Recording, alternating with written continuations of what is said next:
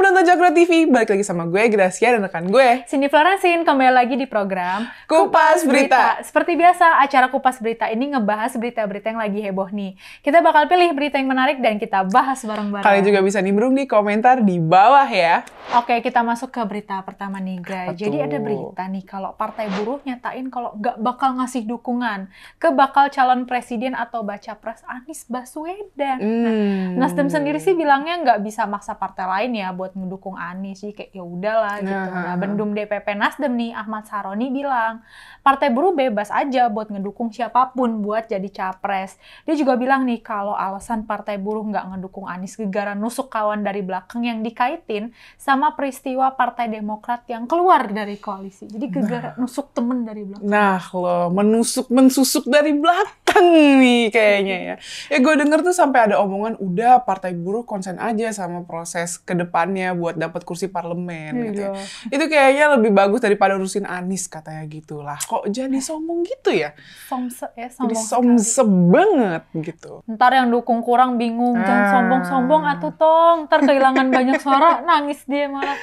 Aduh, nah iya kan, yang satu ditusuk udah keluar koalisi nih, yang satu nggak mau gabung. Nah lo, gimana? Dia hilang banyak suara. Gak ada yang mau dukung. Udah nggak tahu deh itu, udah nggak tahu deh itu bentukannya gimana lagi kan. Lagian sosokan ya gak mau didukung di saat itu dia. Koalisi sebelah nih lagi gencar-gencarnya nyari dukungan gitu. Ini malah kesannya kayak, alah gue nggak butuh lah suara lo gitu.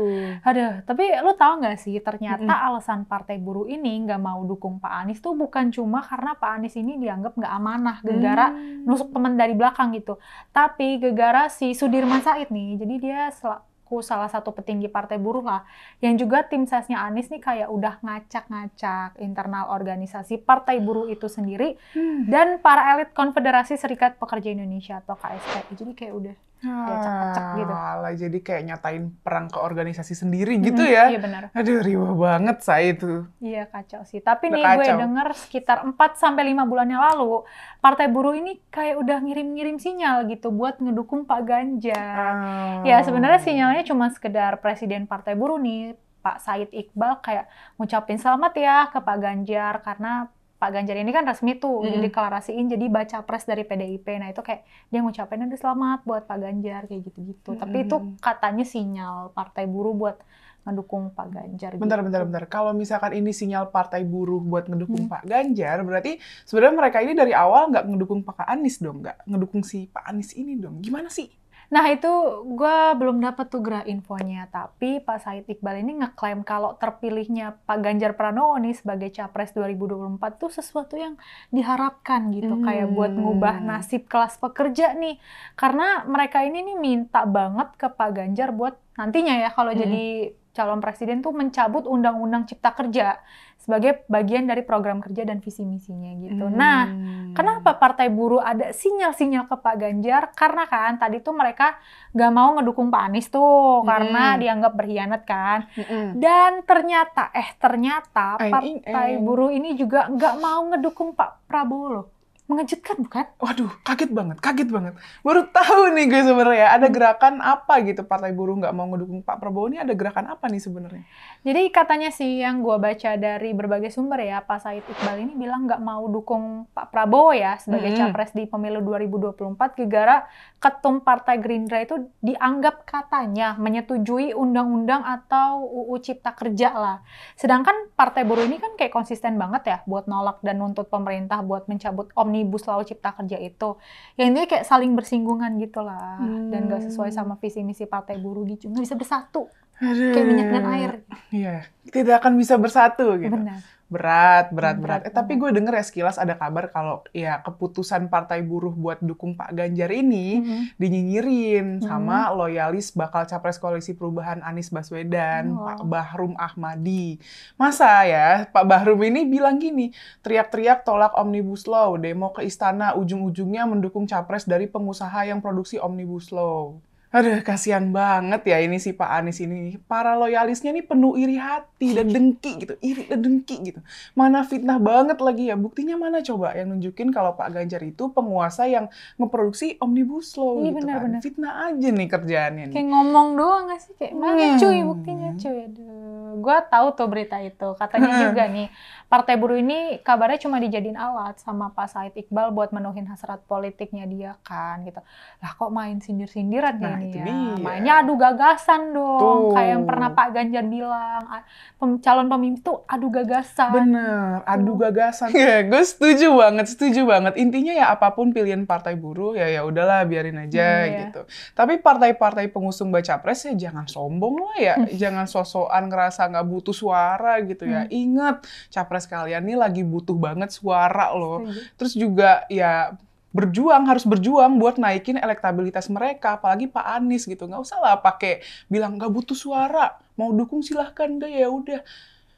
Ingat ya, namanya pemimpin itu ya yang diadu gagasan, visi misinya buat ngesejahterain rakyat Indonesia gitu. Rakyat nggak butuh ya pemimpin yang modal ngomong dan marah-marah doang, itu buat apa gitu. Jangan sombong lah. Gitu. Kok kamu gitu? Awas nanti dilempar HP. Aduh, ini yang mana nih yang diomongin? Iya, tau lah. Aku pura-pura nggak tahu aja. Mau iPhone 15 dong, udah rilis sih. Iya. Oke, kita masuk ke berita selanjutnya nih, Sin. Lagi rame soal syuting film porno yang diproduksi di Jaksel, di Jakarta Selatan. Nah, film porno itu garapan dari sutradara yang inisialnya I. Wow. Jadi filmnya itu diproduksi di 3 studio gitu, guys. 2 diantaranya di wilayah Serengseng Sawah, Jagakarsa. Terus ada di Jati Padang, Pasar Minggu, Jakarta Selatan. Nah, pembuatannya ini dilakuin secara senyap, Sin. Wow. Nah, ini masih diusut sama kepolisian. Nah, Jagakarsa, wow, itu daerah rumah saya. Oh, aduh. Bahaya. Infonya ya, gue denger nih, lokasinya kayak rumah warga gitu, yang digunain buat usaha warung makan. Terus juga buat jualan ikan hias, jadi bisa banget modusnya gitu loh. Terus juga kontrakan, jadi the real produksi dalam senyap gitu loh. Karena kehalang mungkin usaha ikan hias itu kan. Iya, itu mungkin ya, itu adalah salah satu strategi mereka mungkin nggak ketara ya. Tapi walaupun dalam senyap gitu ya pasti kedengeran rame-rame gitu nggak sih? Gerasak-gerusuk, debak-debuk, pasti kedengeran lah ya. Alatnya. Terus juga ya, soalnya infonya juga beberapa warga ya sekitar kayak suka dengar suara rame-rame gitu, tapi mereka nggak ada yang lapor ke Pak RT, kayak mereka pikir, oh lagi produksi ikan kali ya, lagi masak kali ya, mungkin gitu kali ya. Lagi naruh barang kali ya. Iya mungkin kali ya. Jadi kayak itu tempat tinggal, tapi dijadiin studio gitu loh, kayak niat banget sumpah. Emang sih video-video kayak gitu untungnya gede cuy, cuannya banyak gitu. Cuma ya anjing juga ya, filmnya film blue gitu kan. Film-film buatan mereka nih kabarnya udah kesebar di 3 website loh, nggak main-main. Durasinya juga panjang banget, antara 1 sampai 1,5 jam. Niat banget gitu. Dan emang udah ada 5 orang akhirnya untungnya yang ditangkep gitu. Berarti sutradara, kameramen, terus juga talent-talentnya kena. Talentnya 3 apa? Kena juga berarti. Waduh. Nah lo nih yang lain-lain pasti pada banyak yang lagi ketar-ketir nih yang suka produksi film gitu ya. Tunggu tanggal mainnya aja, ntar tiba-tiba tada! Surprise sama polisinya. Ya, kamu yang produksi ya? Ya tangkep sini. Bener gak? Keuntungan mereka tuh udah sampai tembus 500 juta loh. Gila banget gak sih? Kayak segede itu gitu loh. Nah ya kan, bodat banget gak sih? Bodat banget. Tapi ya Sin, 5 orang ini ditahan kena pasal 27 Undang-Undang ITE yang ngelarang penyebaran materi yang melanggar kesusilaan. Ancamannya penjara maksimal 6 tahun atau denda 1 miliar rupiah. Wow. Keuntungannya 500 juta nih, dendanya 1 miliar. Tidak balik modal. Rugi. Tapi denger-denger nih ya, selain Undang-Undang ITE juga itu katanya para pelaku nih juga dikenain undang-undang pornografi, which is kayak 6 tahun juga, jadi mungkin bisa dibilang pasal berlapis kali ya, bisa 12 tahun atau bahkan dendanya bisa lebih gede dari itu. Ini update terbaru ya guys, jadi ya gitu. Nah masalahnya nih ya, bisnisnya itu udah berjalan hampir setahun cuy, dari 2022, bisa-bisanya nggak ketahuan. Nah itu dia. Kalian tau nggak sih nonton film dewasa itu padahal nimbulin banyak banget penyakit tahu, yaitu nih ya ada kerusakan otak, dimana kayak jadinya seseorang tuh jadi sulit bikin perencanaan, susah ngendalin hawa nafsu sama emosi dia gitu. Bahkan kata ahli syaraf nih, beberapa ahli syaraf, jadi kerusakan otak akibat pornografi itu lebih parah dibanding kerusakan akibat orang pengonsumsi narkoba. Candu juga berarti ya. Candu, bener. Bayangin gitu. Terus juga nyebabin disfungsi seksual, terus jadi kayak malas beraktivitas di lingkungan luar, bahkan jadi ansos gitu. Dan ya luka parah pada area vital gitu. gitu. Separah itu dampaknya, guys. Gilu banget ya dengernya ya, gitu kan. Mana katanya nih ya, orang-orang yang mau akses film-film dewasa ini bakalan dikenain denda, kayak langganan-langganan gitu kan. Iya, denda variasi gitu. Dia tuh harus berlangganan. Berlangganan mulai dari 50.000 sehari, 150.000 seminggu, 250.000 sebulan, sampai 500.000 buat setahun. Gila ya, ini 500 juta. Nah itu dia.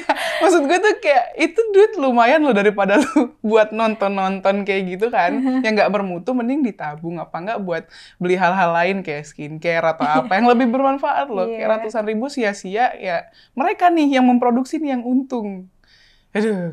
Otak mereka yang rusak. Otak mereka rusak. Mending buat beli baju, sendal, sepatu. Iya, tapi emang kalau udah kecanduan susah sih. Kayak emang udah narkoba aja gitu. Setuju banget. Semoga aja nih para pelaku ini bisa dihukum ya sesuai undang-undang yang berlaku, dan para pelaku nih yang katanya belum ditangkap ya, masih buron, bisa segera diringkus gitu. Emang pornografi ini benar-benar parah sih, kayak ngancurin banget generasi muda karena merusak otak dan kesehatan mental juga gitu loh. Semoga nggak ada lagi lah ya film-film pornografi yang beredar gitu. Amin. Tapi kayaknya pengguna-pengguna Twitter tidak akan mengaminkan ini. Iya, sulit. Sulit sekali. Ya elah. Grebek lagi. Kacau. Oke, Sin, sekarang kita masuk ke bagian bacain komentar para penonton Coklat TV ya. Nah, komentar pertama dari Muhammad Rizky Ansri 9771 di video yang lagi viral yang judulnya "Para pelaku politik identitas ramai-ramai serang Ganjar". Komentarnya gini nih. Pak Ganjar terbukti sangat ditakuti oleh lawan dari kubu sebelah. Pak Ganjar seperti biasa tetap tenang. Karena beliau yakin dukungan besar dari semua elemen bangsa lintas suku, agama, bahkan lintas planet dan luar angkasa. Beliau didukung oleh para dukun, pawang, jin, iblis, mara kayangan, dedemit, genderuwo, kuntilanak, dan lain-lain. Dulu nih, didukung dedemit nggak tuh? Nggak bahaya, tah? Ya gimana kan? Pasti pelaku politik identitas inilah nyerang balik kan. Yang kelihatannya kan di sini sebenarnya yang politik identitas tuh siapa, terus yang diserang siapa. Mungkin kayak dia kesel kali ya dulu dibilang politik identitas gitu. Akhirnya pas muncul di azan, wah ini politik identitas nih. Padahal nggak tahu ya, menurut gue itu biasa aja sih. Ini menurut gue pribadi. Ya sama sih, kayak biasa aja nggak sih gitu. Maksudnya ya udahlah, yang nggak usah dibesar-besarin gitu loh. Kayak. Iya, jadi ya nggak tahu ya, menurut kita naks-naks muda nih kayak ya B aja lah. B aja, nggak terlalu dipermasalahin banget gitu. Lanjut, oke, nice. Oke, Gra, komentar selanjutnya nih dari @radit lion @virginia 2955 di video Suluh Bangsa yang judulnya "Merayakan Perbedaan Menolak Politik Identitas". Komentarnya gini nih. Sebenarnya yang membuat jadi gaduh karena yang nyinyir ke Pak Ganjar nggak paham politik identitas yang bagaimana. Dan saat diberikan penjelasan, mereka nggak mau menerima. Mereka merasa ucapan mereka yang selalu benar. Setuju sih, menurut gue ya. Karena orang yang basicnya udah nerapin politik identitas pun selalu ngerasa dirinya benar. Dan emang pikirannya nih jahat gitu, kayak mau jatuhin nama baik orang. Dan menurut si kaum pecinta politik identitas ya sah-sah aja nyinyir Pak Ganjar. Karena apa ya, mereka selalu ngerasa bener. Gua jadi katain politik identitas lalu apa? Kayak gitu loh, nggak terima. Nggak terima. Gitu. Kacau. Tuh kan, gue aja dikatain. Masa lo enggak? Ini apa nih? Ini gitu. apa nih? Kayak nggak terima gitu. Aduh. Silibau. Mau kita omongin kayak apa juga. Pasti ada pembelaan. Enggak, ini. Tidak. Lanjut. Oke, komentar selanjutnya dari user YS3NB9PQ2B di video Kupas Berita yang judulnya "Teka-teki Cawapres Ganjar, siapa yang berpeluang besar?". Nah, komentarnya gini nih. Saya jauh lebih setuju Pak Mahfud MD. Kalau Ridwan Kamil nggak ada prestasi, saya bingung. Bu Mega dan PDIP kenapa RK dilibatkan?